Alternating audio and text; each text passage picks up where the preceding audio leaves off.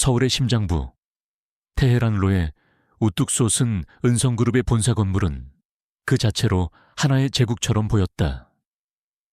유리와 강철로 이루어진 차가운 외벽은 도시의 스카이라인을 압도하며 권위와 성공을 과시했다. 그 건물 안에서 수천 명의 직원들이 각자의 야망과 꿈, 그리고 절망을 품은 채 바쁘게 움직이고 있었다. 이 하나 역시 그 거대한 톱니바퀴 중 하나, 기획조정실에 갓 배치된 신입사원이었다. 그녀는 언제나처럼 존재감을 지우려 애썼다. 그녀의 자리는 팀의 가장 구석, 복사기와 서류 파쇄기 소음이 끊이지 않는 곳이었다. 하지만 하나는 그 자리가 마음에 들었다. 사람들의 시선이 닿지 않는 곳, 그래서 자신을 완벽하게 숨길 수 있는 곳이었기 때문이다. 그녀는 무채색의 단정한 정장과 두꺼운 뿔테 안경으로 자신의 인상을 흐릿하게 만들었다. 화장기 없는 얼굴과 질끈 묶은 머리는 그녀를 더욱 평범하고 눈에 띄지 않는 존재로 만들었다. 하나의 목표는 단 하나였다. 과거의 그림자로부터 벗어나 누구의 주목도 받지 않는 평범한 삶을 사는 것. 피와 배신으로 얼룩진 지난날을 잊고 그저 매달 월급을 받고 주말에는 조용히 책을 읽는 그런 삶을 원했다. 그래서 그녀는 동료들의 점심 식사 제안도 정중히 거절했고 퇴근 후의 회식 자리에는 늘 급한 일이 있다는 핑계를 댔다. 그녀의 이런 태도는 자연스럽게 그녀를 부침성 없는 신입으로 만들었지만 하나는 오히려 만족했다. 그날 오후도 평소와 다를 바 없었다. 하나는 산더미 같은 보고서에 오탈자를 수정하고 데이터를 정리하며 기계처럼 일했다. 타닥거리는 키보드 소리, 전화벨 소리, 동료들의 낮은 목소리가 사무실을 채웠다.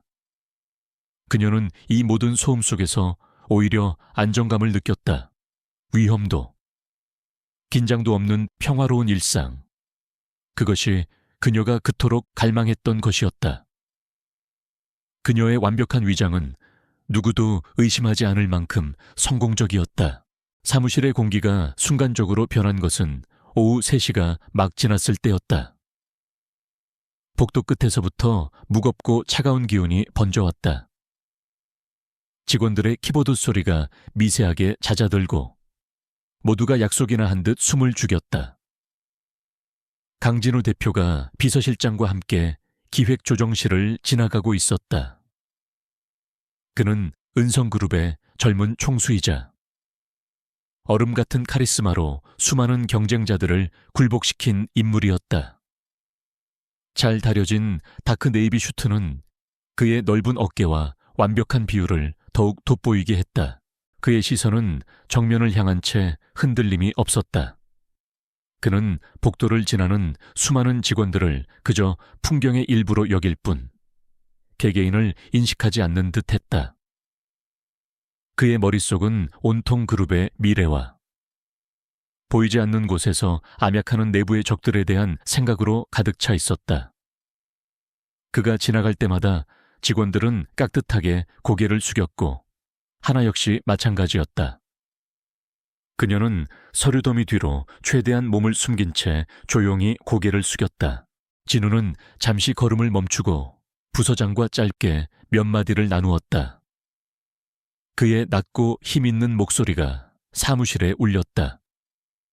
하나는 그의 목소리를 들으며 심장이 미세하게 조여오는 것을 느꼈다. 저런 종류의 남자, 권력의 정점에 서서 모든 것을 통제하는 인물은 그녀가 가장 피해야 할 부류였다. 그들의 세계는 언제나 위험과 음모가 도사리고 있었기 때문이다. 다행히 그의 시선은 그녀가 있는 구석까지는 닿지 않았다. 잠시 후 그는 다시 발걸음을 옮겼고 그가 사라지자 사무실의 공기는 원래의 온도를 되찾았다. 퇴근 시간이 되자 하나는 가장 먼저 자리에서 일어났다. 그녀는 텅 빈 도시락통과 텀블러를 가방에 챙겨넣고 누구에게도 인사하지 않은 채 조용히 사무실을 빠져나왔다. 화려한 강남의 밤거리가 그녀를 맞았다. 수많은 인파와 현란한 넌사인 속에서 그녀는 다시 한번 익명의 존재가 되었다. 그녀는 일부러 번화가를 벗어나 낡은 상점들이 늘어선 뒷골목으로 접어들었다. 그 편이 집으로 가는 지름길이기도 했고 사람들의 시선을 피하기에도 좋았다. 그녀가 늘 지나던 좁은 골목길. 낡은 건물 벽에는 그래피티가 어지럽게 그려져 있었다. 그 골목의 한쪽 구석에는 작은 떡볶이 포장마차가 있었다. 허리가 구부정한 할머니가 운영하는 곳으로. 하나는 가끔 그곳에 들러 어묵 한 꼬치를 사 먹으며 잠시 숨을 돌리곤 했다. 그런데 그날따라 포장마차 주변의 분위기가 험악했다. 건장한 남자 서너 명이 포장마차를 둘러싸고 있었고 그들의 중심에 할머니가 겁에 질린 얼굴로 서 있었다. 어르신, 좋게 말할 때 그냥 여기서 장사 접으시죠. 이 구역도 곧 재개발 들어갈 거라니까요. 문신을 한 남자가 위협적으로 말했다. 그의 목소리는 기름기가 잔뜩 낀 채 불쾌하게 울렸다. 할머니는 주름진 손으로 앞치마를 붙잡은 채 떨리는 목소리로 대답했다. 여기가 내 평생 일터인데 갈 곳이 없어요. 조금만 더 시간을 주시오. 그녀의 애원에 남자들은 코웃음을 쳤다. 하나는 잠시 걸음을 멈추고 상황을 지켜봤다. 그녀의 내면에서 경고음이 울렸다. 끼어들지 마라. 너는 더 이상 과거의 이하나가 아니다. 그저 평범한 회사원일 뿐이다. 그녀는 고개를 돌려 그 자리를 피하려 했다. 하지만 바로 그때 남자 중 하나가 할머니의 어깨를 거칠게 밀쳤다. 할머니는 중심을 잃고 바닥에 주저앉았고 뜨거운 어묵 국물이 쏟아지며 아찔한 김을 피워 올렸다. 그 순간 하나의 세상이 멈췄다. 그녀의 눈에 비친 것은 힘없이 쓰러진 노인의 모습, 그리고 그것을 보며 낄낄거리는 남자들의 추악한 얼굴이었다. 그녀가 그토록 벗어나고 싶었던 과거의 잔상들이 눈앞에 겹쳐졌다. 약자를 짓밟고 그것을 즐기는 자들. 그녀는 그런 인간들을 지긋지긋하게 봐왔고 그들을 상대하는 것이 자신의 일이었다. 그녀의 몸속 깊은 곳, 억지로 잠재워 두었던 본능이 날카롭게 고개를 들었다. 하나는 천천히 그들에게 다가갔다. 그녀의 발걸음 소리에 남자들이 고개를 돌렸다. 뿔테 안경에 평범한 회사원 복장을 한 여자가 다가오자 그들은 어이없다는 표정을 지었다. 뭐야, 이 계집애는 구경거리가 아니니 꺼져. 리더로 보이는 남자가 손을 휘저으며 말했다. 하나는 아무 말 없이 쓰러진 할머니에게 다가가 그녀를 부축해 일으켰다. 그녀의 손길은 놀랍도록 침착하고 부드러웠다. 할머니, 괜찮으세요? 그녀의 조용한 물음에 할머니는 겨우 고개를 끄덕였다.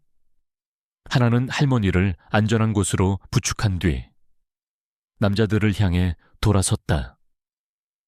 그녀가 안경을 벗어 조용히 주머니에 넣는 순간 그녀의 눈빛이 완전히 변했다. 이전의 흐릿하고 수능적인 기운은 온데간데 없이 사라지고 그 자리에는 서늘하고 날카로운 칼날 같은 빛이 자리 잡았다. 사과하세요. 그리고 다시는 이분을 괴롭히지 마세요. 그녀의 단호한 목소리에 남자들은 잠시 멈칫했다가 이내 폭소를 터뜨렸다. 이게 진짜 미쳤나? 네가 뭔데 우리한테 명령이야. 한 남자가 욕설을 내뱉으며 그녀에게 다가왔다. 그가 주먹을 휘두르는 순간 시간은 느리게 흘러가는 듯했다. 하나는 상체만 살짝 비틀어 그의 주먹을 피했다. 동시에 그녀의 손이 번개처럼 뻗어나가 남자의 손목을 잡아 비틀었다. 뚝 하는 소름 끼치는 소리와 함께 남자의 비명이 골목을 갈랐다. 다른 남자들이 놀라 달려들었다. 한 명은 빈 병을 깨들었고 다른 한 명은 주머니에서 작은 칼을 꺼내 들었다. 하지만 그들의 움직임은 하나의 눈에는 어린애 장난처럼 보였다. 그녀는 깨진 병을 든 남자의 팔꿈치 관절을 정확하게 가격해 무력화시켰다. 이어서 몸을 낮춰 칼을 든 남자의 다리를 걸어 넘어뜨린 뒤 그의 손에 들린 칼을 빼앗아 멀리 던져버렸다. 그녀의 모든 움직임에는 군더더기가 없었다. 오직 효율과 급소만을 노리는 완벽하게 훈련된 전문가의 몸놀림이었다. 마지막으로 남은 리더가 겁에 질린 표정으로 그녀를 노려봤다. 그는 허세를 부리며 소리쳤다. 너 대체 뭐야? 하나는 대답 대신 그의 명치를 향해 정확하고 깊숙하게 발차기를 꽂아 넣었다. 남자는 숨이 막히는 소리를 내며 뒤로 나가 떨어졌다. 몇 분도 채 되지 않아. 건장한 남자 4명은 모두 고통 속에 신음하며 바닥을 뒹굴고 있었다. 골목에는 다시 정적이 찾아왔다. 하나는 가볍게 손을 털며 흐트러진 옷매무새를 바로잡았다. 그녀의 얼굴에는 어떤 감정도 드러나지 않았다. 마치 방금 벌어진 일이 아무것도 아니라는 듯이. 그녀는 다시 할머니에게 다가가 쏟아진 기물들을 정리하는 것을 도왔다. 이제 괜찮을 거예요. 다시 나타나면 경찰에 신고하세요. 그녀의 목소리는 다시 평범한 회사원의 그것으로 돌아와 있었다. 이 모든 광경을 처음부터 끝까지 지켜보고 있는 시선이 있었다. 골목 입구에 정차한 검은색 세단 뒷좌석. 강진우는 숨을 죽인 채 창밖을 응시하고 있었다. 원래는 중요한 전화 통화를 위해 운전기사에게 잠시 차를 세우라고 한 것이었다. 하지만 그의 눈에 들어온 것은 믿을 수 없는 장면이었다. 낮에 사무실에서 스쳐 지나갔던 존재감 없던 그 신입사원이 전문 킬러처럼 건장한 남자들을 순식간에 제압하는 모습, 그녀가 안경을 벗었을 때 드러난 그 차가운 눈빛, 망설임 없는 움직임, 상대를 압도하는 서늘한 기운. 진우는 온몸에 전율이 흐르는 것을 느꼈다. 저것은 단순한 호신술 수준이 아니었다. 오랜 기간 혹독한 훈련을 받은 자만이 가질 수 있는 몸에 밴 살기였다. 그런데 그런 그녀가 지금은 아무렇지 않게 할머니의 포장마차를 정리해주고 있었다. 그 극명한 대비가 그의 뇌리에 강렬하게 박혔다. 진우는 자신도 모르게 마른 침을 삼켰다. 그는 지금까지 수많은 사람들을 만나왔다. 교활한 정치인, 야심 넘치는 사업가, 충성스러운 부하와 음흉한 배신자들까지.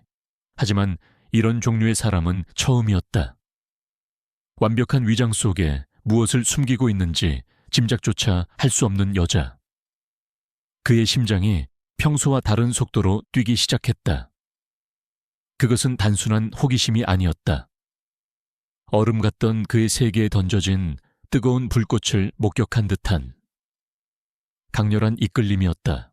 하나는 정리를 마친 뒤 할머니에게 작별 인사를 하고 다시 골목을 걸어 나갔다. 그녀는 진우의 차가 있는 쪽은 쳐다보지도 않았다. 마치 그의 존재를 전혀 눈치채지 못한 것처럼. 그녀가 어둠 속으로 완전히 사라지자 진우는 나지막이 운전기사에게 말했다. 기획조정실 신입사원. 이름이 이하나였나. 내일 아침까지 저 여자에 대한 모든 것을 알아내. 공식적인 기록 말고. 진짜 모든 것을. 그의 목소리에는 차가운 명령과 함께 뜨거운 흥미가 뒤섞여 있었다. 그날 밤 강진우는 처음으로 한 여직원의 얼굴을 떠올리며 잠을 설쳤다.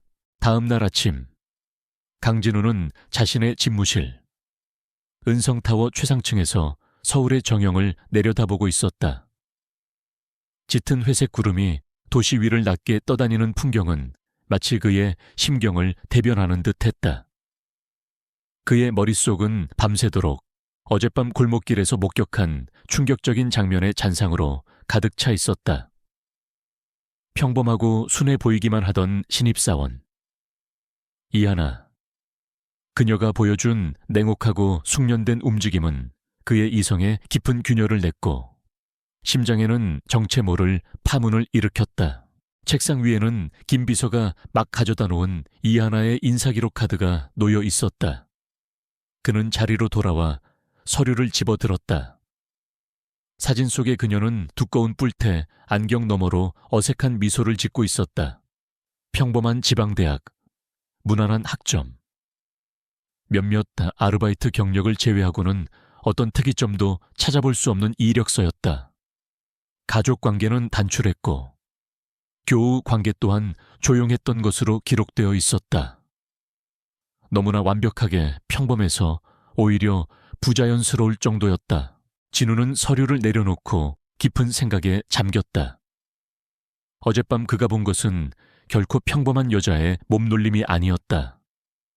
상대의 공격을 최소한의 움직임으로 흘려내고 정확하게 급소를 가격하여 순식간에 무력화시키는 기술.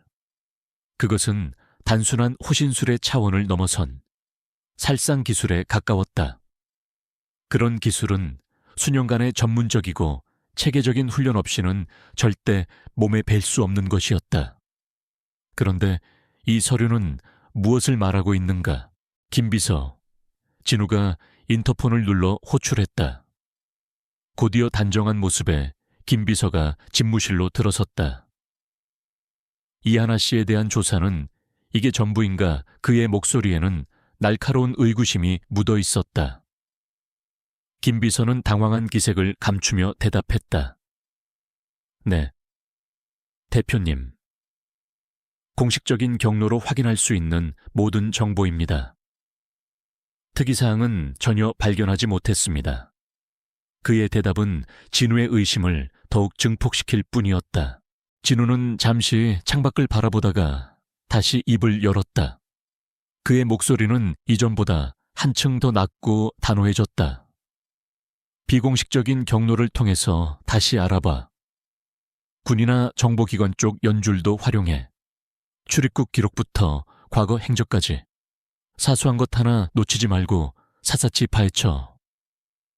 단, 절대 들키지 않도록 하게. 이건 내 개인적인 짓이야. 그의 명령에 김 비서는 놀란 표정을 지었지만 이내 고개를 숙였다. 알겠습니다. 대표님, 같은 시각. 이하나는 아무 일도 없었다는 듯 평소와 똑같은 시간에 회사에 도착했다. 그녀는 엘리베이터의 거울에 비친 자신의 모습을 무심하게 바라보았다. 회색 정장, 뿔테 안경, 무표정한 얼굴. 어젯밤 골목길의 전사는 그 어디에도 없었다. 오직 평범한 신입사원 이하나만이 존재할 뿐이었다. 그녀는 자신의 자리로 가 컴퓨터를 켜고 밤새 머릿속으로 정리해둔 보고서 작업을 시작했다. 그녀의 태연한 모습에 동료들은 어젯밤의 일이 그저 사소한 해프닝이었다고 생각하는 듯했다.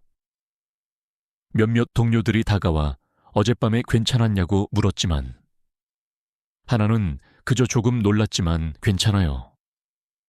신경 써주셔서 감사합니다. 라며 짧게 대답하고는 다시 모니터로 시선을 돌렸다. 그녀는 의식적으로 사람들과의 거리를 유지했다. 더 깊은 관계는 더 많은 위험을 의미한다는 것을 그녀는 뼈저리게 알고 있었다. 하지만 그녀는 알고 있었다. 모든 것이 어제와 같지는 않다는 것을. 등 뒤에서 느껴지는 미묘한 시선들. 그리고 그 중에서도 유독 날카롭고 집요하게 자신을 향하는 하나의 시선을. 그녀는 고개를 돌리지 않고도 그 시선의 주인이 누구인지 알 수 있었다. 강진우 대표. 그는 분명히 무언가를 의심하고 있었다.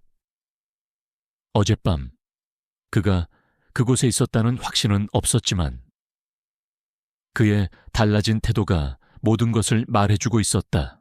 오전 내내 하나는 일에만 몰두하려 애썼다. 하지만 등 뒤에 박힌 시선은 좀처럼 사라지지 않았다. 마침내 부장이 그녀를 불렀다. 이하나 씨, 이 서류 좀 대표님께 직접 가져다 드려. 마침 대표님께서 찾으시던 자료야. 부장이 내민 서류는 신규 프로젝트 관련 기밀 문서였다. 하나는 잠시 망설였다. 호랑이 굴에 제 발로 들어가는 격이었다. 하지만 신입사원인 그녀에게는 거절할 선택권이 없었다. 그녀는 서류를 받아들고 최상층으로 향하는 전용 엘리베이터에 올랐다. 황금빛으로 빛나는 엘리베이터 내부는 고요했다. 숫자가 부드럽게 올라가는 것을 보며 하나는 심호흡을 했다. 강진우, 그를 어떻게 상대해야 할까? 계속해서 평범한 신입사원을 연기해야 하는가? 아니면 그의 의도를 떠봐야 하는가? 그녀의 머릿속이 복잡하게 얽혔다. 그녀가 원했던 평범한 삶이 이렇게 빨리 위협받게 될 줄은 몰랐다. 최상층에 도착해 비서실에 서류를 전달하려던 순간 집무실 문이 열리고 강진우가 나왔다. 그의 시선은 곧장 하나에게로 향했다. 들어오지. 그의 짧은 말에 하나는 거부할 수 없었다. 그녀는 김 비서에게 가볍게 목례를 하고 그의 뒤를 따라 거대한 집무실 안으로 들어섰다. 문이 닫히자 외부 세계와 완벽하게 차단된 듯한 정막이 두 사람을 감쌌다. 진우는 책상으로 가지 않고 통유리창 앞에 서서 그녀를 돌아보았다. 그의 깊고 검은 눈동자가 그녀를 꿰뚫어 보는 듯했다. 기획조정실 이하나 씨.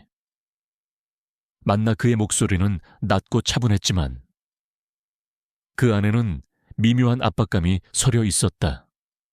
하나는 시선을 살짝 아래로 내린 채 대답했다. 네, 대표님, 부장님 심부름으로 서류 가져왔습니다. 그녀는 최대한 수능적이고 겁먹은 신입사원의 모습을 연기했다. 진우는 그녀의 대답에는 별다른 반응을 보이지 않고 다른 질문을 던졌다. 어젯밤에 별일은 없었나? 집 근처 골목이 좀 위험해 보이던데. 그의 질문은 마치 안부를 묻는 듯 부드러웠지만 그 의도는 칼날처럼 날카로웠다. 그는 그녀의 반응을 살피고 있었다. 그녀의 눈동자가 어떻게 흔들리는지, 목소리가 어떻게 떨리는지, 사소한 표정 변화 하나까지도 놓치지 않으려는 듯했다. 하나는 순간 숨을 멈췄다. 그가 봤다. 어젯밤의 모든 것을 그녀의 심장이 차갑게 가라앉았다. 하지만 그녀의 얼굴에는 어떤 변화도 드러나지 않았다. 그녀는 오히려 더욱 어깨를 움츠리며 순진한 표정을 지었다. 네, 어제 퇴근길에 좀 불쾌한 일이 있었지만 별일은 아니었습니다. 걱정해 주셔서 감사합니다. 대표님, 그녀의 목소리는 미세하게 떨리고 있었지만 그것은 연기였다. 그녀의 완벽한 연기에도 불구하고 진우는 그녀의 눈동자 깊은 곳에서 순간적으로 스쳐 지나가는 차가운 빛을 놓치지 않았다. 저것은 평범한 여자가 가질 수 있는 눈빛이 아니었다. 그는 한 걸음 더 그녀에게 다가섰다. 두 사람 사이의 거리가 좁혀지자 긴장감이 더욱 팽팽하게 당겨졌다. 그래, 다행이군. 요즘 세상이 험해서 여자 혼자 다니기엔 위험하지. 특히 이하나 씨처럼 연약해 보이는 사람은 더더욱. 연약하다는 단어가 그녀의 귓가에 박혔다. 그것은 명백한 시험이었다. 그는 그녀의 본 모습을 끄집어내려 하고 있었다.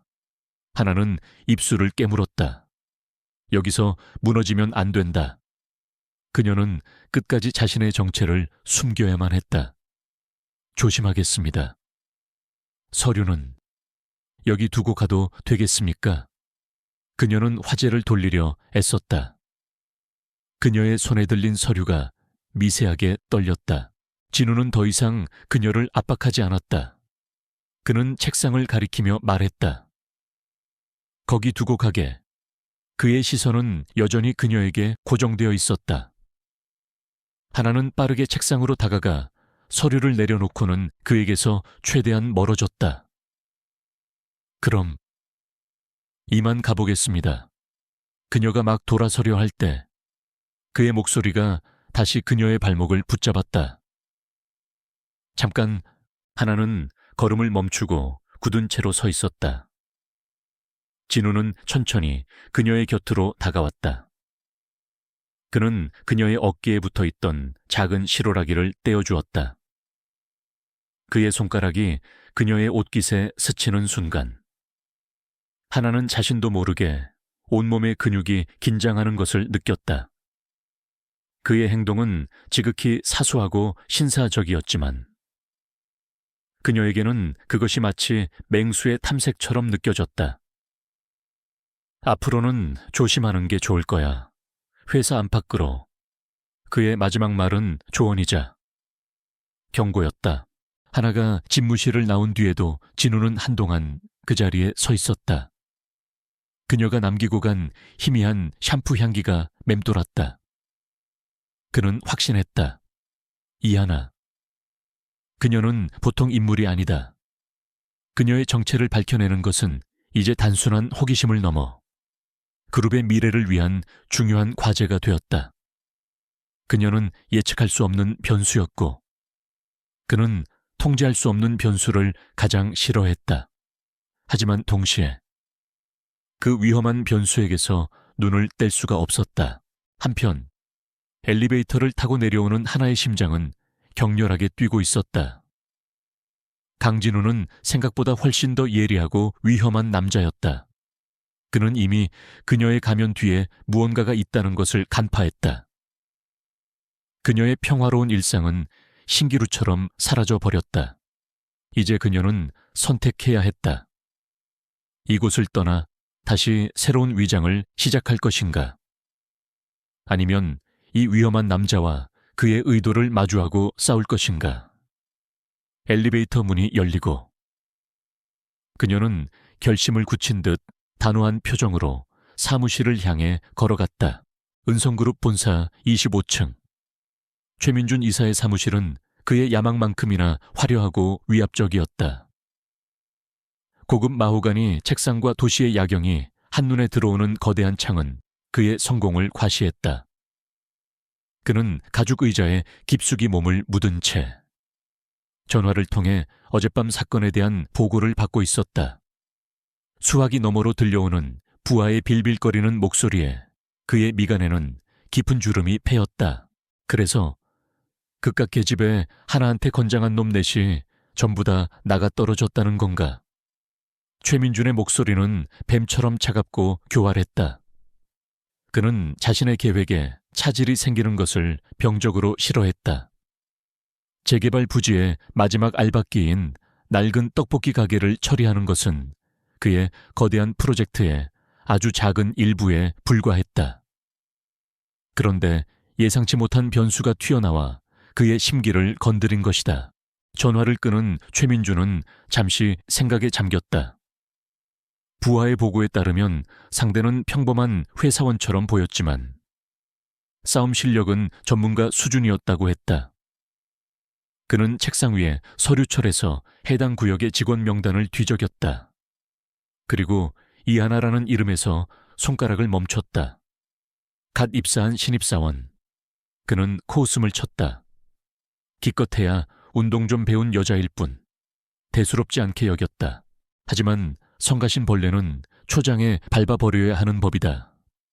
그는 자신의 계획에 방해가 되는 것은 무엇이든 용납하지 않았다.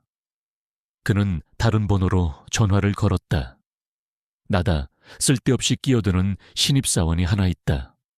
겁만 줘서 다시는 나설 생각 못하게 만들어. 죽이진 말고. 아주 지독한 악몽을 꾸게 해주란 말이다. 알아들었나? 그의 목소리에는 피도 눈물도 없는 잔인함이 묻어 있었다. 그는 이 작은 경고가 모든 것을 해결해 줄 것이라 믿어 의심치 않았다. 그날 저녁, 퇴근 시간이 되자 이하나는 평소보다 더욱 주의를 경계하며 회사를 나섰다. 강진우 대표와의 만남 이후 그녀는 보이지 않는 감시의 눈길을 계속해서 느끼고 있었다. 그것이 강진우의 것인지 아니면 어젯밤의 깡패들과 관련된 것인지는 알 수 없었다. 확실한 것은 그녀가 더 이상 안전하지 않다는 사실이었다. 그녀는 일부러 인적이 드문 뒷골목을 피하고 수많은 인파로 붐비는 대로를 통해 걸었다. 그녀의 모든 감각은 날카롭게 깨어 있었다. 쇼윈도에 비친 자신의 뒷모습, 스쳐 지나가는 사람들의 무심한 표정, 멀리서 들려오는 사이렌 소리까지. 그녀는 주변의 모든 정보를 수집하고 분석하며 잠재적인 위협을 식별하려 애썼다. 과거의 훈련이 그녀의 몸과 정신을 지배하고 있었다. 평범한 회사원으로 돌아가고 싶었던 그녀의 바람과는 달리 그녀의 본능은 다시 한번 생존을 위해 꿈틀거리고 있었다. 자신이 사는 낡은 오피스텔 건물 앞에 도착했을 때 그녀는 잠시 걸음을 멈추고 주변을 살폈다. 평소와 다를 바 없는 풍경이었지만 공기 중의 감도는 미세한 위화감을 그녀는 놓치지 않았다. 그녀는 건물로 들어서기 전 길 건너편 카페에 앉아 10분 정도 건물의 출입구를 관찰했다. 몇몇 주민들이 드나들었지만 의심스러운 인물은 보이지 않았다. 하지만 그녀의 불안감은 사라지지 않았다. 마침내 자신의 아파트 현관문 앞에 섰을 때 그녀는 확신했다. 누군가 다녀갔다. 도어록에는 아주 미세한 긁힌 자국이 남아있었고 문틈에 끼워두었던 보이지 않을 만큼 얇은 실이 끊어져 있었다. 아마추어의 솜씨는 아니었다. 상대를 안심시키기 위해 최대한 흔적을 남기지 않으려 애쓴 숙련된 자의 침입이었다. 그녀의 심장이 차갑게 내려앉았다. 하나는 가방에서 작은 송어울을 꺼내 문 아래 틈으로 집안의 동태를 살폈다. 내부는 어두웠고 인기척은 느껴지지 않았다. 하지만 아직 안에 잠복해 있을 가능성을 배제할 수 없었다. 그녀는 구두를 벗어 한 손에 들었다. 날카로운 굽은 유사시에 훌륭한 무기가 될 수 있었다. 그녀는 조심스럽게 비밀번호를 누르고 문을 열었다. 삐걱거리는 소리 없이 문이 부드럽게 열렸다. 집 안은 겉보기에는 아무런 변화가 없었다. 모든 것이 그녀가 아침에 집을 나설 때와 똑같은 자리에 놓여 있었다. 하지만 그녀는 공기의 흐름이 다르다는 것을 느낄 수 있었다. 낯선 자의 채취, 미세하게 흐트러진 먼지의 흔적. 그녀는 숨을 죽인 채 벽에 등을 기댄 채 천천히 안으로 들어섰다. 거실을 지나 부엌, 그리고 화장실까지. 침입자의 흔적은 어디에도 없었다. 그들은 이미 떠난 뒤였다. 그녀는 마지막으로 침실 문을 열었다. 그리고 그곳에서 그들이 남긴 진짜 메시지를 발견했다.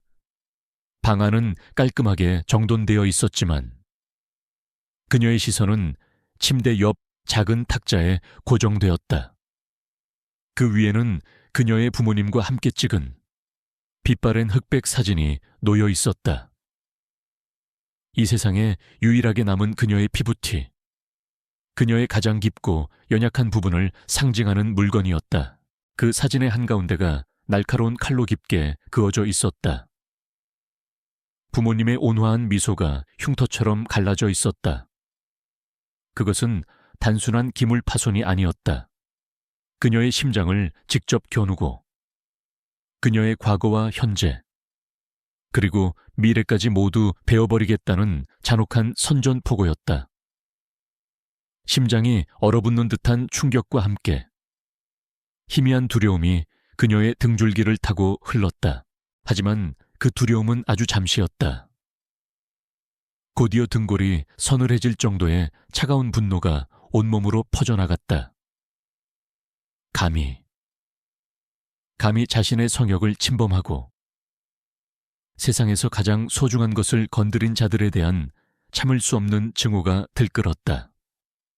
그들은 건드려서는 안 될 것을 건드렸다. 조용히 살고 싶었던 그녀의 마지막 희망을 무참히 짓밟아 버렸다. 하나는 더 이상 평범한 회사원 이하나가 아니었다. 그녀의 눈빛에서 수능적이고 겁먹은 기운은 흔적도 없이 사라졌다. 그 자리에는 과거, 어둠 속에서 수많은 적들을 상대하던 시절에 냉혹하고 비정한 빛이 가득했다. 그녀는 방안을 둘러보기 시작했다. 더 이상 피해자로서가 아니라 사건 현장을 분석하는 전문가의 눈으로 그녀는 침입자들이 남긴 모든 흔적을 쫓았다. 창문을 통해 들어왔지만 나갈 때는 현관문을 이용했다는 점, 바닥에 남은 희미한 족적의 크기와 종류, 사진을 긋는 데 사용된 칼날의 종류까지. 그녀의 머리는 컴퓨터처럼 빠르게 정보를 수집하고 조합했다. 이것은 단순한 깡패들의 소행이 아니었다. 배후에 이들을 조종하고 자신의 신상까지 파악한 조직이 있다는 결론에 도달했다. 그녀는 주저앉는 대신 옷장으로 다가가 가장 깊숙한 곳에 숨겨두었던 작은 상자를 꺼냈다. 상자 안에는 그녀가 과거와 함께 묻어버리려 했던 물건들이 들어있었다. 위조 신분증 몇 개, 소형 도청 장치, 그리고 날렵한 디자인의 특수 합금 나이프. 그녀는 나이프를 손에 쥐었다. 차가운 감촉이 그녀의 분노를 더욱 단단하게 만들었다. 평화는 끝났다. 그들이 먼저 시작한 전쟁이었다. 그녀는 더 이상 숨지도 피하지도 않을 것이다. 오히려 그들의 심장부로 파고들어 이 모든 것을 계획한 자의 정체를 밝혀내고 그들의 세계를 뿌리부터 뒤흔들어 놓을 것이다. 그들이 자신의 소중한 것을 건드린 대가가 얼마나 끔찍한 것인지 뼈저리게 느끼게 해줄 생각이었다. 어둠 속에 몸을 숨긴 채 이하나는 조용히 방역을 준비하기 시작했다. 그녀의 눈은 사냥감을 포착한 맹수처럼 번뜩이고 있었다. 그날 밤 이하나의 작은 오피스텔은 더 이상 평범한 직장인의 안식처가 아니었다. 그곳은 과거 그녀가 몸담았던 비밀스러운 세계의 축소판으로 변해 있었다. 그녀는 잠들지 않았다. 침입자들이 남긴 위협은 그녀 안에 두려움을 깨운 것이 아니라 오랫동안 억지로 잠재워 두었던 야수와도 같은 본능을 깨웠다. 평범한 삶에 대한 미련은 차가운 분노와 함께 증발해 버렸다. 이제 남은 것은 오직 생존과 응징뿐이었다.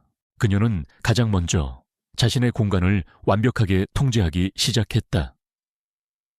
창문에는 미세한 움직임도 감지할 수 있는 센서를 부착했고 현관문에는 외부에서 식별 불가능한 초소형 카메라를 설치했다. 그녀의 노트북은 더 이상 보고서 작성을 위한 도구가 아니었다. 수많은 보안 프로그램을 뚫고 흔적 없이 정보를 빼낼 수 있는 그녀의 가장 강력한 무기가 되었다. 그녀는 몇 시간 동안 키보드 위에서 춤을 추듯 손가락을 움직여 자신만의 디지털 요새를 구축했다. 작업을 마친 그녀는 잠시 숨을 돌리며 어둠 속에 잠긴 도시를 내려다보았다. 그녀의 눈은 더 이상 평범한 회사원의 그것이 아니었다. 어둠 속에서도 먹잇감의 모든 움직임을 꿰뚫어 보는 맹수의 눈빛이었다. 그녀는 생각했다. 적들은 자신에 대해 알고 있지만 자신은 그들에 대해 아는 것이 거의 없다. 정보의 불균형, 이것은 싸움에서 가장 불리한 조건이었다. 그녀는 이 불균형을 깨야만 했다. 첫 번째 목표는 어젯밤 자신을 공격했던 깡패들이었다. 그들은 최하위 계층의 실행조일 뿐이지만 그들을 따라가면 분명 윗선을 찾아낼 수 있을 터였다. 그녀는 그들의 얼굴을 기억하고 있었다. 경찰 데이터베이스에 접근하는 것은 위험 부담이 컸다. 대신 그녀는 다른 방법을 선택했다. 그녀는 도시의 어두운 이면, 정보 브로커와 흥신소들이 활동하는 다크웹에 접속했다. 과거에 사용했던 가명과 암호화된 채널을 통해 그녀는 재개발 지역에서 활동하는 용역 깡패들의 신상 정보를 의뢰했다. 단서는 단지 그들의 인상착의와 활동 구역뿐이었지만 돈이 오가는 정보 시장에서 그 정도면 충분했다. 그녀는 자신의 비상금 계좌에서 거액의 비트코인을 수수료로 지불했다. 이제 기다리는 일만 남았다. 평범한 삶을 위해 모아두었던 돈이 다시 피비린내 나는 싸움을 위해 쓰인다는 사실이 아이러니했다. 기다리는 동안 그녀는 가만히 있지 않았다. 그녀의 다음 목표는 그들이 그토록 집착하는 재개발 프로젝트였다. 은성그룹의 신입사원이라는 신분은 이런 면에서 아주 유용했다. 그녀는 회사의 내부 네트워크에 접속했다. 물론 기획조정실 신입사원에게 주어진 접근 권한은 지극히 제한적이었다. 하지만 그녀에게 잠겨있는 문은 열라고 있는 것에 불과했다. 그녀는 동료 직원의 컴퓨터에 심어둔 키로거 프로그램을 통해 상위 등급의 접속 코드를 알아냈다.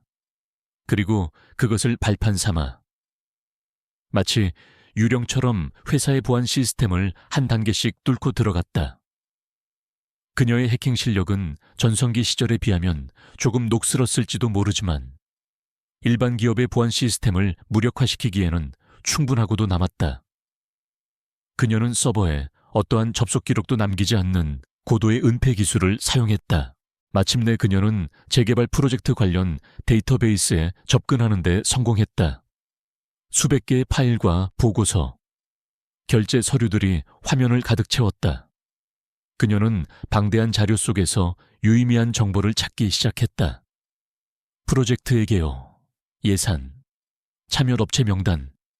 겉보기에는 모든 것이 합법적이고 정상적으로 보였다. 하지만 그녀의 직감은 이 완벽함 뒤에 추악한 진실이 숨어 있다고 속삭이고 있었다. 그녀는 특히 자금의 흐름을 집요하게 파고들었다.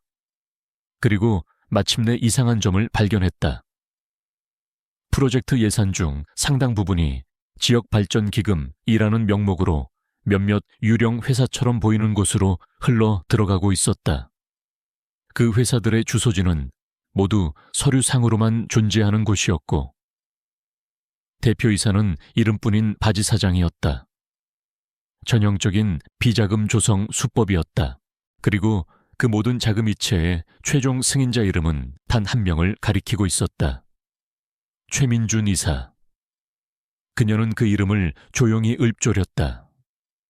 자신의 아파트를 침범하고 부모님의 사진을 훼손하라고 명령한 자가 바로 그일 가능성이 높았다. 하나의 눈빛이 얼음장처럼 차가워졌다. 이제 타겟은 명확해졌다. 그녀는 최민준 이사와 관련된 모든 정보를 긁어모으기 시작했다. 그의 개인적인 약점, 숨겨진 재산, 비밀스러운 만남까지. 한편 강진우의 집무실에도 팽팽한 긴장감이 흐르고 있었다. 김 비서가 가져온 두 번째 보고서는 이전보다 훨씬 두꺼웠지만 내용은 여전히 실망스러웠다. 그래서 비공식적인 경로를 총동원했는데도 알아낸 게 고작 이거란 말인가. 진우는 보고서를 책상 위에 내던지며 말했다. 그의 목소리에는 노골적인 실망감이 묻어 있었다. 보고서의 내용은 한마디로 깨끗하다는 것이었다. 이하나라는 인물은 과거 행적에서 단 하나의 의심스러운 점도 발견되지 않았다. 그녀의 학창시절 기록, 금융거래 내역, 심지어 인터넷 사용 기록까지. 모든 것이 너무나도 평범하고 투명했다. 마치 누군가가 그녀의 과거를 완벽하게 지워버리고 새로운 신분을 만들어낸 것처럼 김 비서는 땀을 닦으며 조심스럽게 입을 열었다. 대표님, 이건 보통 일이 아닙니다. 이 정도로 완벽하게 과거를 세탁할 수 있는 능력이라면 개인이 아니라 국가정보기관 수준의 개입을 의심해 봐야 합니다. 그의 말에 진우는 잠시 침묵했다. 국가정보기관, 그가 가장 껄끄럽게 생각하는 집단이었다. 그들은 자신들의 목적을 위해서라면 기업 하나쯤은 가볍게 이용하고 버릴 수 있는 자들이었다. 그녀가 산업 스파이라는 가정은 진우가 물었다. 가능성은 있습니다. 하지만 아직 우리 회사의 기밀 정보에 접근하려는 시도는 포착되지 않았습니다. 오히려 기획조정실의 단순 업무에만 충실하고 있을 뿐입니다. 김 비서의 대답은 진우를 더욱 혼란스럽게 만들었다. 그녀의 목적은 대체 무엇인가? 은성그룹에 들어온 이유는, 그리고 자신의 정체를 그토록 완벽하게 숨기는 이유는 무엇인가? 진우는 어젯밤 그녀가 자신을 바라보던 그 눈빛을 떠올렸다. 순진한 신입사원을 연기하던 그 얼굴 뒤에 숨겨져 있던 모든 것을 꿰뚫어 보는 듯한 차갑고 깊은 눈동자. 그는 자신도 모르게 마른 침을 삼켰다. 그녀는 위험했다. 하지만 그 위험함이 역설적으로 그의 심장을 뛰게 만들었다. 그는 정보욕이 강한 남자였다. 그리고 이하나라는 여자는 그가 지금까지 만나본 그 어떤 존재보다도 풀기 어려운 매력적인 수수께끼였다. 그는 결심했다. 더 이상 뒤에서 맴돌지 않기로. 그는 직접 그녀와 부딪혀서 그녀의 정체를 밝혀내야만 했다. 김 비서, 기획조정실에서 진행 중인 신규 프로젝트 팀을 하나 만들어. 팀장은 내가 직접 맡겠다. 그리고 팀원으로 이하나 씨를 포함시켜. 그의 갑작스러운 지시에 김 비서는 눈을 동그랗게 떴다. 내 신입사원을 대표님 직속팀에 말입니까? 그래, 그녀를 내 눈앞에 두고 직접 관찰하겠다.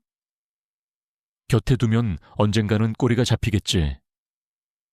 진우의 입가에 희미한 미소가 걸렸다. 그것은 사냥을 앞둔 포식자의 미소였다. 그는 이하나라는 예측 불가능한 변수를 자신의 통제권 안에 두려하고 있었다. 그것이 얼마나 위험한 도박인지는 알지 못한 채 그 시각 이하나는 정보 브로커로부터 기다리던 메시지를 받았다. 깡패들의 신상 정보와 그들의 아지트 위치가 담겨 있었다.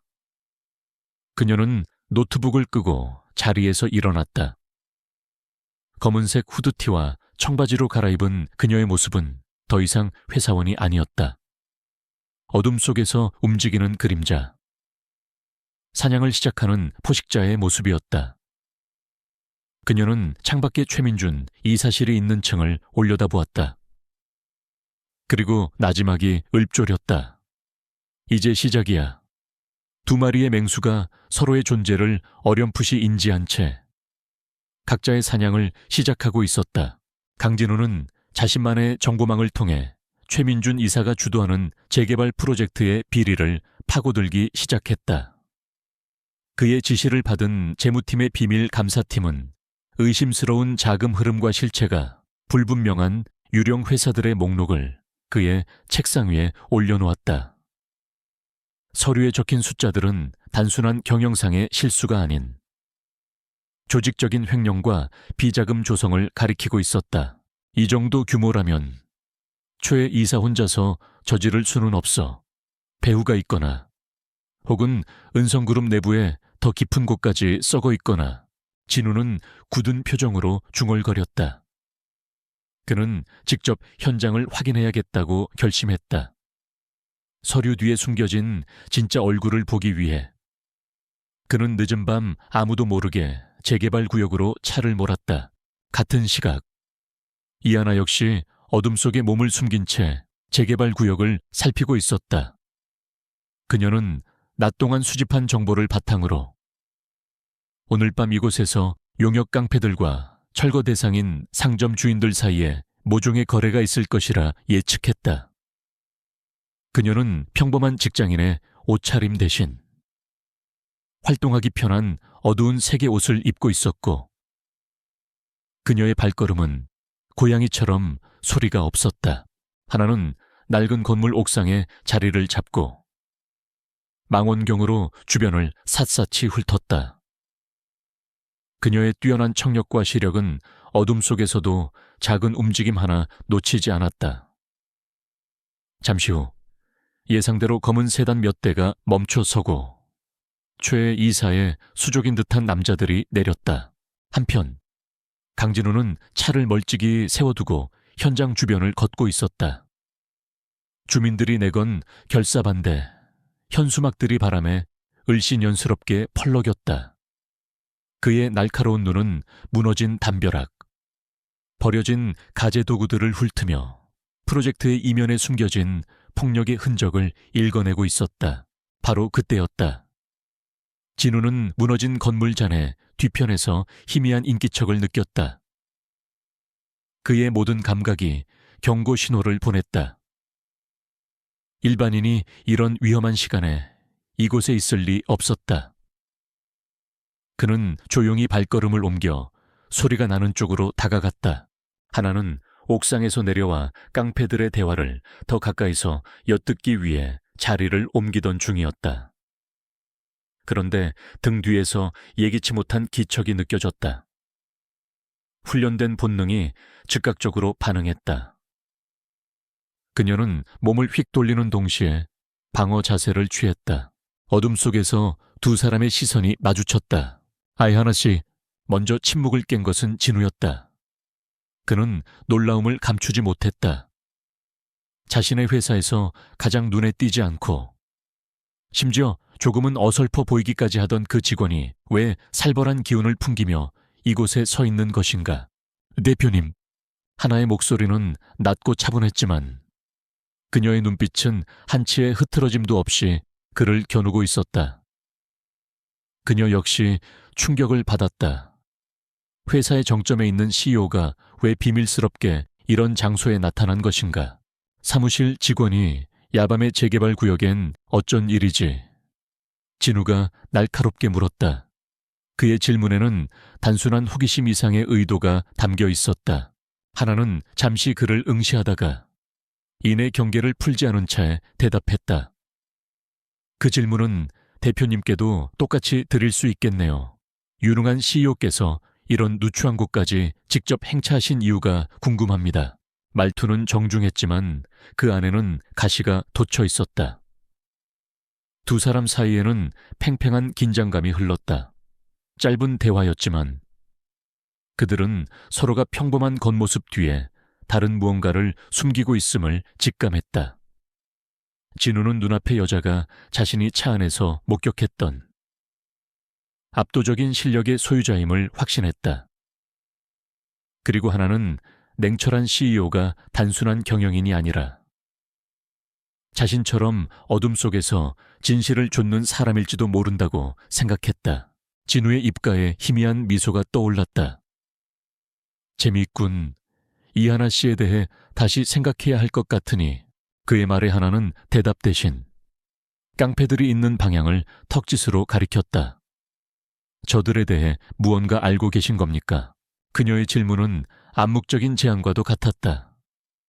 우리의 목적이 같다면 더 이상 서로를 떠볼 필요는 없다. 진우는 그녀의 의도를 즉시 파악했다. 그는 고개를 끄덕였다. 최민준 이사의 개들이지. 그 순간 두 사람 사이에 보이지 않는 연결고리가 생겨났다. 적의 적은 동지라고 했던가. 서로의 정체나 과거를 알지 못했지만 최민준이라는 공동의 적과 진실이라는 공동의 목표가 그들을 하나로 묶어주었다. 서로를 향한 의심은 미묘한 존중과 호감으로 변하기 시작했다. 이 어둡고 위험한 장소에서 두 개의 외로운 길이 마침내 하나의 교차점에서 만난 것이다. 최민준 이사는 압박감을 느끼고 있었다. 강진우가 내부 감사를 통해 자신의 프로젝트를 샅샅이 뒤지고 있다는 보고와 더불어 재개발 구역에서 정체불명의 누군가가 계속해서 자신의 계획을 방해하고 있다는 사실이 그의 심기를 건드렸다. 그는 이 두 위협이 별개의 것이 아니라고 직감했다. 강진우, 그 애송이와 이름 모를 방해꾼이라. 둘 다 한꺼번에 처리해야겠어. 그의 눈빛이 차갑게 빛났다. 더 이상 수동적으로 방어만 할 수는 없었다. 그는 판을 뒤흔들 과감한 수를 두기로 결심했다. 며칠 후 은성그룹이 주관하는 재개발 공사 현장에서 끔찍한 사고가 발생했다. 자재를 옮기던 크레인이 갑자기 멈추더니 쌓아 올린 철골 구조물 위로 자재를 떨어뜨린 것이다.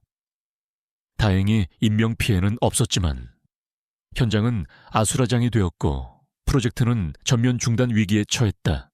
사고 보고를 받은 최민주는 기다렸다는 듯이 긴급 이사회를 소집했다.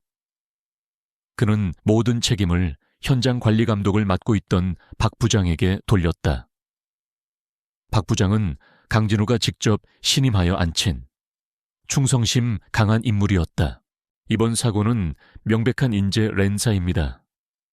강 대표님께서 신임하시는 박 부장에 무능하고 태만한 관리 감독이 이런 엄청난 손실을 불러왔습니다. 최민준의 목소리가 회의실에 울려 퍼졌다. 그는 이 기회에 강진우의 리더십에 흠집을 내고 그의 오른팔을 잘라내려 했다. 이사회는 술렁였고 강진우는 자신을 향해 쏟아지는 의심의 눈초리들을 묵묵히 받아내야만 했다. 같은 시각 사무실에서 평소처럼 조용히 업무를 보던 이한에게 보안팀과 인사팀 직원들이 다가왔다. 이하나 씨, 잠시 저희와 함께 가주셔야겠습니다. 하나의 심장이 내려앉았다. 올 것이 왔다는 생각과 함께 그녀는 침착함을 잃지 않았다. 그녀는 순순히 자리에서 일어나 그들을 따라 나섰다. 그녀가 향한 곳은 회사의 감사실이었다. 이하나 씨, 당신을 회사 기밀 유출 혐의로 조사하겠습니다. 감사팀장은 차가운 목소리로 말하며 그녀 앞에 몇 장의 서류를 내밀었다. 거기에는 하나가 회사의 재개발 프로젝트 관련 민감한 정보에 접근했으며 이를 외부 경쟁사로 의심되는 이메일 주소로 유출했다는 내용의 조작된 증거들이 담겨 있었다. 최민준이 심어놓은 내부 조력자가 만들어낸 완벽한 함정이었다. 저는 그런 일을 한 적이 없습니다. 하나의 목소리는 흔들림이 없었다. 하지만 그녀는 이것이 단순한 오해가 아님을 알았다. 자신을 향한 경고가 먹히지 않자 상대가 아예 자신을 사회적으로 매장시키려 하고 있었다. 긴급 이사회를 마치고 나온 강진우는 비서로부터 이하나가 기밀 유출 혐의로 감사실에 있다는 보고를 받았다. 그 순간 그의 머릿속에서 모든 조각이 맞춰졌다. 공사 현장의 사고와 하나의 누명. 이것은 자신과 정체를 알 수 없는 조력자. 즉, 하나를 동시에 제거하려는 최민준의 치밀하게 계획된 승부수였다. 최민준은 궁지에 몰리자 상상 이상으로 대담하고 잔인한 포식자의 발톱을 드러낸 것이다. 이제 위험한 덫에 걸린 것은 강진우와 이하나. 두 사람이었다. 감사실의 차가운 공기가 이하나의 폐부를 찔렀다. 그녀 앞에 놓인 조작된 증거들은 너무나도 정교해서 평범한 직원이라면 결코 빠져나올 수 없는 완벽한 덫이었다. 법무팀까지 동원된 이 상황에서 그녀가 이하나라는 껍데기를 쓰고 있는 한 해고와 고소라는 정해진 결말을 피할 수 없었다. 대여 이상 물러설 곳이 없어. 그녀는 결심했다. 조용히 살고자 했던 과거의 미련을 버리고 잠들어 있던 진짜 자신을 깨울 때가 온 것이다.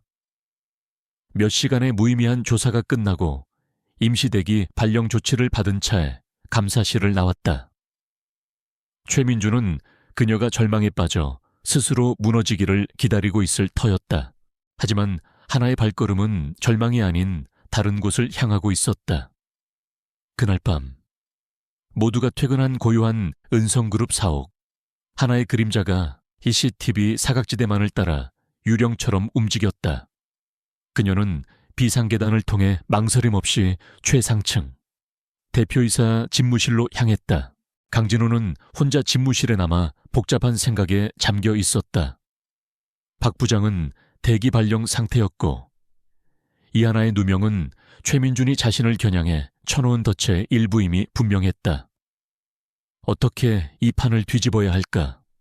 그때 집무실 문에서 조용한 노크 소리가 들렸다. 눌러와. 문을 열고 들어온 사람은 이하나였다. 평소의 어눌하고 소극적인 모습은 온데간데 없었다. 흔들림 없는 눈빛, 굳게 닫힌 입술. 그녀에게서는 날카롭게 벼려진 칼날 같은 기운이 뿜어져 나왔다. 이 시간에 어쩐 일이지? 이하나 씨, 진우가 물었지만 그는 이미 그녀가 왜 찾아왔는지 짐작하고 있었다. 도와드릴 일이 있을 겁니다. 대표님. 그리고 대표님의 도움이 필요합니다. 하나는 서론 없이 본론으로 들어갔다. 저는 해고될 것이고 아마 법정에도 서게 되겠죠. 대표님께서는 가장 신임하는 부하 직원을 잃고 이사회에서 입지가 흔들릴 거고요. 이 모든 것은 최민준 이사의 작품입니다. 진우는 말없이 그녀를 응시했다. 그는 의자에서 일어나 그녀에게 다가갔다. 그리고는 자신의 책상 서랍에서 파일 하나를 꺼내 그녀 앞에 놓았다. 파일의 표지에는 이하나라는 이름이 적혀 있었다. 너무 완벽해서 오히려 의심스러운 이력서. 한밤중 재개발 구역에서 목격한 당신의 놀라운 실력. 그리고 오늘 최민준이 당신을 표적으로 삼았다는 사실까지. 진우의 목소리는 차분했다. 놀랍지 않아. 이하나 씨, 오히려 당신이 언제쯤 나를 찾아올지 기다리고 있었어. 하나의 눈이 순간 흔들렸다. 그가 모든 것을 알고 있었다. 자신의 정체를 완벽히는 몰라도 자신이 평범한 직원이 아니라는 사실쯤은 이미 간파하고 있었던 것이다. 당신, 대체 누구지? 진우가 물었다. 하나는 잠시 침묵하다가 입을 열었다. 과거는 중요하지 않습니다. 지금 중요한 것은 우리에게 공동의 적이 있다는 사실입니다. 그녀는 더 이상 자신의 과거를 길게 설명할 필요가 없음을 깨달았다. 강진우는 증명이 아닌 신뢰를 바탕으로 사람을 판단하고 있었다. 저는 최 이사의 비리를 파헤칠 기술이 있습니다. 하지만 증거를 손에 넣어도 회사 내에서 그것을 공식적으로 터뜨릴 힘이 없습니다. 그 힘은 대표님께 있죠. 진우의 입가에 옅은 미소가 번졌다. 독수리의 눈과 발톱은 있지만 뱀굴에 숨어있는 쥐를 잡으려면 그림자처럼 움직일 누군가가 필요하지. 그 순간 두 사람의 눈빛이 허공에서 마주쳤다. 더 이상의 말은 필요 없었다. 은성그룹의 정상에 군림하는 젊은 독수리와 어둠 속에서 움직이는 전직 엘리트 요원 그림자. 마침내 공식적인 연합이 결성된 것이다. 그들은 함께 책상에 마주 앉았다. 진우는 최민준의 회사 내 동선, 예상 가능한 자금 세탁 경로, 내부 조력자들의 명단을 펼쳐놓았다. 하나는 그것을 바탕으로 침투 경로, 정보 수집 방법, 최민준을 함정에 빠뜨릴 구체적인 작전 계획을 세우기 시작했다. 강진우의 기업 권력과 이하나의 특수기술이 결합된 치밀하고 대담한 방역에 서막이 오르고 있었다. 강진우가 제공한 정보는 정확했다. 최민준은 이번 주말 항구 근처의 한적한 호텔 스위트룸에서 그의 불법적인 사업 파트너들과 비밀리에 만날 예정이었다. 그 자리에서는 재개발 프로젝트를 통해 세탁될 거액의 비자금 분배가 논의될 것이었다. 외부인의 접근이 철저히 통제된 그곳은 최민준의 왕국이나 다름없었다. 호텔의 보안 시스템 도면입니다. 제가 30분간 중앙 서버에 백도어를 열어둘 수 있습니다. 그 시간이 지나면 모든 기록은 자동으로 삭제될 겁니다. 진우가 모니터를 통해 조용히 말했다. 그의 사무실과 하나의 임시 거처는 암호화된 통신망으로 연결되어 있었다. 충분한 시간입니다. 하나는 호텔 직원 유니폼을 입은 채 자신의 모습을 거울에 비춰보았다. 평범한 메이드의 모습이었지만 그녀의 소매 안에는 초소형 녹음기와 추적기가 숨겨져 있었다. 이번 작전은 단순한 정보 수집이 아니었다. 최민준의 숨통을 끊을 결정적인 증거를 확보해야만 했다. 약속된 시간.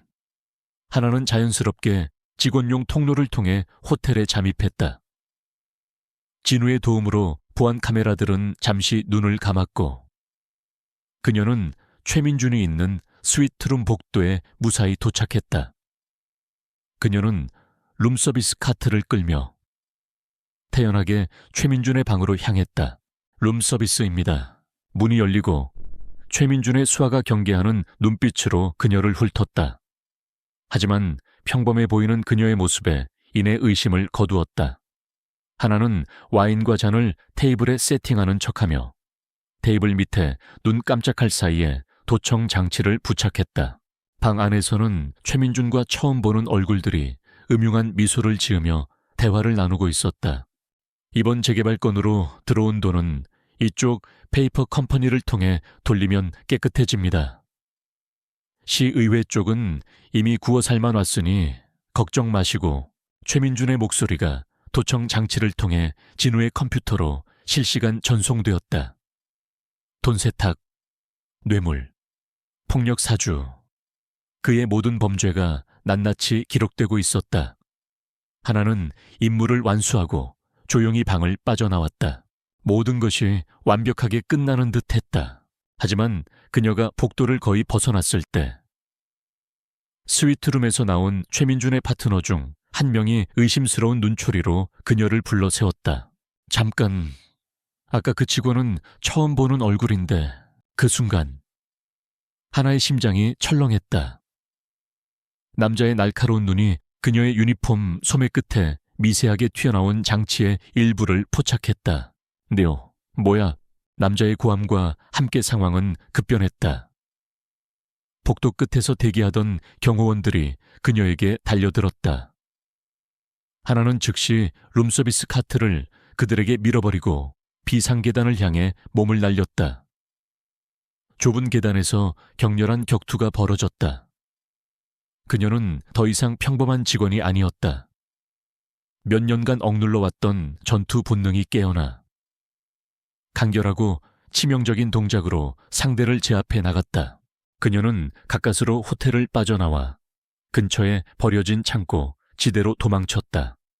하지만 적들의 추격은 끈질겼다. 낡고 녹슨 컨테이너들 사이로 숨막히는 추격전이 이어졌다. 어둠 속에서 여러 개의 손전등 불빛이 그녀를 향해 교차했다. 여기 있어요. 결국 그녀는 막다른 곳에 몰렸다. 최민준의 수하들이 포위망을 좁혀왔다. 하나는 숨을 고르며 주변을 살폈다. 손에 잡히는 소의 파이프 하나. 이것이 그녀의 유일한 무기였다. 최민준에게는 그녀의 존재가 발각되었지만 그의 범죄 증거는 안전하게 진우에게 전송되었다. 이제 남은 것은 이 지옥 같은 포위망을 뚫고 살아나가는 것뿐이었다. 증거는 모두 강진우에게 넘어갔다. 최민준은 자신의 수하로부터 처참한 보고를 전해 듣고 이성을 잃었다. 함정에 빠뜨렸다고 생각했던 하찮은 여직원이 자신의 모든 것을 무너뜨릴 수 있는 칼날이 되어 돌아온 것이다. 그는 분노에 떨며 마지막 발악을 결심했다. 이대로 무너질 수는 없었다. 그 여자에게서 가장 소중한 것을 빼앗아 자신이 겪는 고통을 그대로 돌려주리라. 그 여자가 처음 우리 심기를 건드렸던 곳이 어디였지? 그 허름한 식당. 그 젊은 주인놈을 당장 잡아와. 궁지에 몰린 쥐는 고양이를 무는 법이다.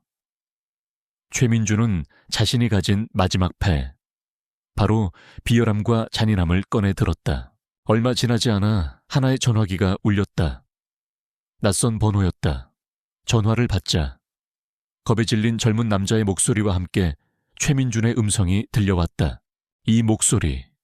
기억하나 네가 지켜주려 했던 가여운 식당 주인이다.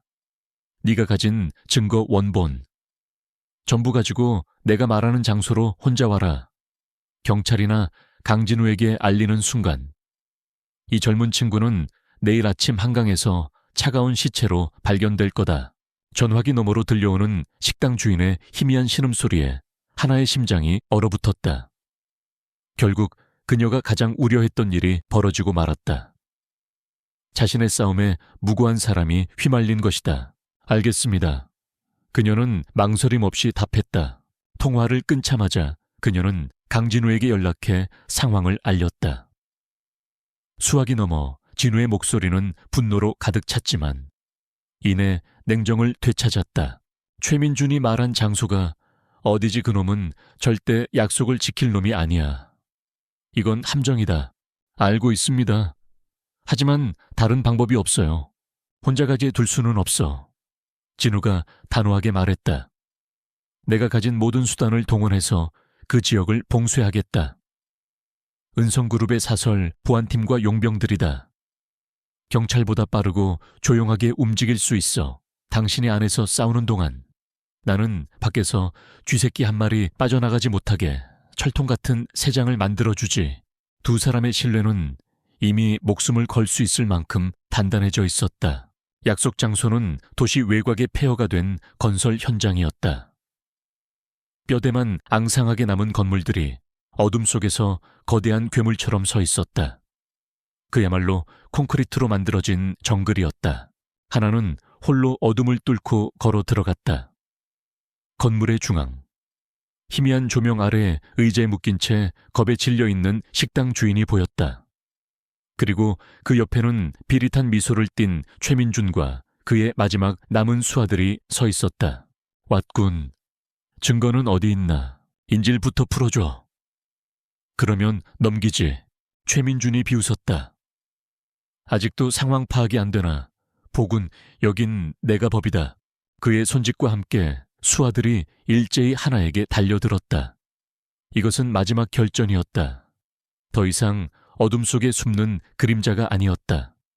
하나의 몸이 번개처럼 움직였다. 그녀는 주변의 지형지물을 완벽하게 활용했다. 철근 더미 사이를 오가며 적들을 교란하고 버려진 건축 자재를 무기 삼아 그들의 허를 찔렀다.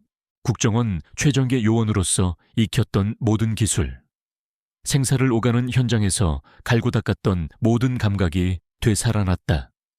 그녀의 움직임은 군더더기 없이 효율적이었고 치명적이었다. 1명, 2명.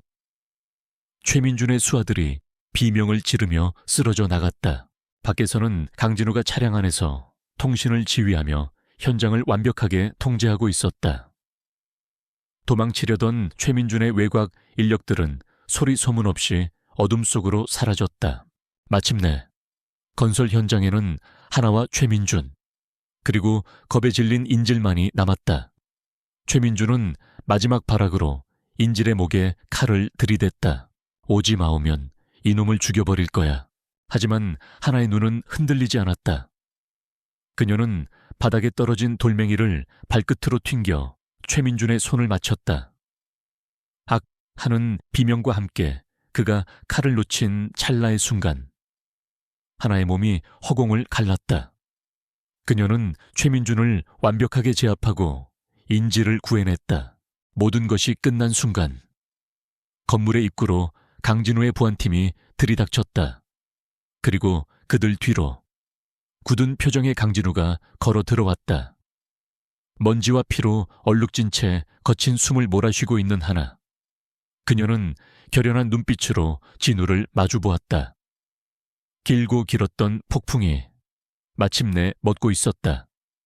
폐건설 현장의 먼지가 가라앉았을 때 그곳에는 패배한 자들의 침묵만이 남았다. 최민준과 그의 수하들은 강진우의 보안팀에 의해 차례차례 결박되어 미리 대기하고 있던 경찰에게 인계되었다. 그들의 손에 들린 결정적인 증거 파일은 모든 것을 끝낼 마침표와도 같았다. 언론은 벌집을 쑤신 듯 떠들썩했다. 은성그룹의 대규모 비자금 스캔들과 불법 재개발 프로젝트의 실체가 만천에 드러났다. 최민준의 몰락과 함께 그와 결탁했던 정관계 인사들까지 줄줄이 소환되며 대한민국은 한동안 큰 홍역을 치렀다. 폭풍의 중심이었던 은성그룹은 오히려 빠르게 안정을 되찾았다. 강진우는 이번 사태를 정면으로 돌파했다. 그는 직접 기자회견을 열어 모든 사실을 투명하게 공개하고 피해자들에게 정중히 사과하며 재개발 프로젝트의 전면 재검토를 약속했다. 그의 단호하고 책임감 있는 모습에 위기는 오히려 그룹의 체질을 개선하고 그의 리더십을 공고히 하는 기회가 되었다. 몇 주 후 모든 것이 제자리를 찾아가고 있었다. 이하나는 자신의 책상 위를 깨끗이 정리하고 마지막으로 사직서를 올려놓았다.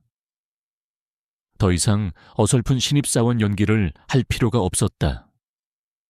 그녀의 역할은 끝났고 이제 다시 조용한 삶으로 돌아갈 시간이었다. 그녀가 회사를 떠나려 할 때 대표이사 비서실에서 연락이 왔다. 강진우가 그녀를 찾고 있다는 것이었다. 대표이사 집무실의 문을 열고 들어가자 창밖을 바라보고 있던 강진우가 돌아섰다. 그의 얼굴에는 모든 짐을 내려놓은 듯 한결 편안한 표정이 어려 있었다. 떠나는 건가? 그가 책상 위에 놓인 사직서를 보며 물었다. 제 자리는 여기가 아니니까요. 하나가 담담하게 대답했다. 진우는 천천히 그녀에게 다가왔다. 아니, 틀렸어. 당신의 자리는 바로 여기. 은성그룹에 있어. 그는 새로운 인사발령 서류 하나를 그녀에게 내밀었다. 그곳에는 이하나라는 이름과 함께 낯선 직책이 적혀 있었다. 은성그룹 보안 및 위기관리팀. 신임 팀장 이하나. 평범한 삶을 원한다고 했지. 하지만 당신은 평범하게 살 수 없는 사람이야. 이하나 씨, 당신의 그 뛰어난 재능을 어둠 속에 묻어두는 건 당신 자신에게도 그리고 이 사회에도 큰 손실이다. 그의 눈빛은 진지했다. 과거가 무엇이었든 상관없어. 나는 당신의 능력을 믿고 당신이라는 사람을 신뢰해. 그러니 이제 그림자 속에서 나와. 빛 속에서 당신의 힘을 정당하게 사용해 줘. 나와 함께 은성을 지켜주지 않겠나. 이것은 단순한 스카우트 제의가 아니었다. 함께 싸워온 동료에 대한 깊은 존중이자 한 남자가 한 여자에게 보내는 진심 어린 신뢰의 고백이었다. 하나는 잠시 서류를 내려다보았다. 그녀의 마음속에서 오랫동안 닫혀있던 무언가가 천천히 열리는 기분이었다. 더 이상 도망치지 않아도 된다. 더 이상 자신을 숨기지 않아도 된다. 그녀는 고개를 들어 강진우를 마주보며 희미한 미소를 지었다. 잘 부탁드립니다. 대표님, 그녀의 대답에 진우의 얼굴에도 마침내 따뜻한 미소가 번졌다. 두 사람은 나란히 서서 통유리창 너머 서울의 풍경을 바라보았다. 폭풍은 지나갔고 도시 위로 새로운 아침에 눈부신 햇살이 쏟아져 내리고 있었다.